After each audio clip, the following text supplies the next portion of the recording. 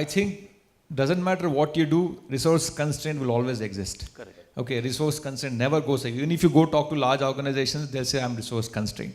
It can be because of the geography, you're expanding around the world, so you'll always be constrained for resources. But what is more challenging for startups is, you're probably, when you start, you're going against the biggies, right? Hence, it is very important, like we all say, don't spread yourself too thin. Go vertical, go deep. So pick your niches, where you can say, I'm clearly ahead of whoever you can bring onto the table. In terms of the speed, like we heard from our colleagues here, where they're saying, Cisco takes 6 weeks, you can do it in 2 weeks. And that's a big differentiator. Yeah. So I think you have to be very clear, hence, how and where you're going to take on the giants. Hence, you have to pick your customer segments very clearly, and you have to have your differentiator very clearly, and you have to prove that the differentiators are in fact beneficial to the customers. So how you choose to go to the market, who you plan to sell to, and of course, this all assumes that your product is solid, right? I mean, if you have a crappy product, doesn't matter what you do, you're not going to go anywhere. So you have to have a fundamentally sound base, but then be intelligent in how you address the market. And that's the only way to take on. And we have more than enough, in our life, we have seen that there are enough and more examples of where people have succeeded, companies have succeeded, because having razor-sharp focus and razor-sharp understanding of why I'm a differentiator and why is it important for the customer. So, I think Naganand made some amazing points here. The key thing in a startup company is to actually learn to say no. And in fact, that's the hardest thing to do, right? Like you get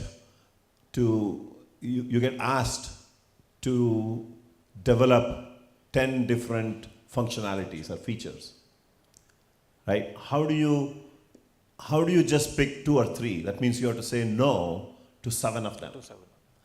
And to say yes is actually very easy. It's very easy, right? Because you think you're actually trying to please whoever who is asking for that 10 and say yes to everything, but ultimately you will be disappointed and they will be disappointed because you just cannot do it. And as Naganand said, the nature of a startup company is you are short on resources, you are short on money. So which means you have to focus, right? Laser sharp focus, and that's what makes you a successful company, right? Up against these big guns. So I think the key essence, right, is to learn to say no. And the more you say no, it is good for the company, it is good for employees. You're not stretching everybody to go crazy to do things. So everybody thinks marketing means I have to spend dollars, and I'm actually not a big believer in that.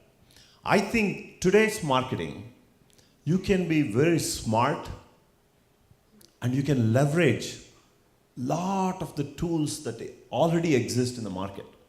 Right? Whether it's LinkedIn, whether it is Facebook, whether it is Twitter, whether it is blogs, all that. And today's market respects good content, right? Educative kind of content. So you produce educative content and that naturally attracts people. So by leveraging these platforms that already exist, how do you apply the smartness within the organization and bring that to the market? And that's one of the things that will actually make the company look bigger than what it is.